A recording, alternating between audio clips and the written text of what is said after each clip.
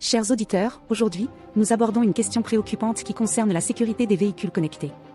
Récemment, il a été révélé qu'environ 15 millions de voitures ont été piratées. Imaginez la situation suivante. Vous venez d'acquérir une nouvelle voiture connectée et décidez de partir en vacances à la campagne avec votre famille pour un repos bien mérité après des semaines de travail. Cependant, un individu mal intentionné parvient à identifier votre plaque d'immatriculation, déclenchant ainsi une série d'actions inquiétantes à distance. En effet, à l'aide d'un simple script, cet individu peut obtenir des informations sensibles sur le propriétaire du véhicule telles que son nom, son adresse, son email ou son numéro de téléphone.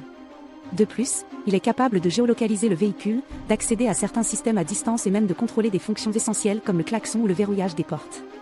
Il peut même interférer avec le démarrage ou l'arrêt du moteur, mettant ainsi en péril la sécurité des occupants du véhicule. Il est alarmant de constater que cette situation s'est récemment produite chez le constructeur automobile Kia, le deuxième en importance en Corée du Sud après Hyundai. Toutes les voitures Kia fabriquées après 2013 étaient vulnérables à cette faille de sécurité, affectant potentiellement des dizaines de millions de véhicules dans le monde. Les hackers ont même développé un outil baptisé Kia Tool pour exploiter cette vulnérabilité, démontrant à quel point la situation peut être préoccupante.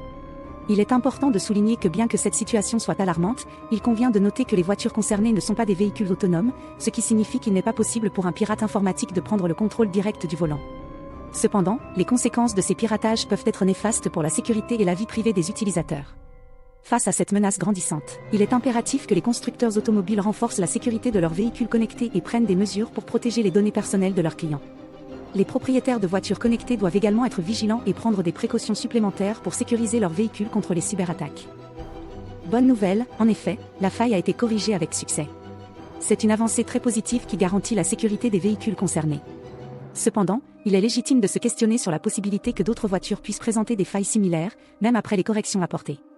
En conclusion, bien que la correction de la faille soit une avancée positive, il est impératif de rester vigilant et de continuer à surveiller de près la sécurité des véhicules sur nos routes. La transparence, la responsabilité et l'engagement envers la sécurité doivent être au cœur des pratiques de l'industrie automobile pour garantir la protection des conducteurs et des passagers.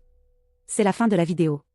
Ajoutez un like ou suivez notre chaîne et à très bientôt pour d'autres nouvelles en cybersécurité.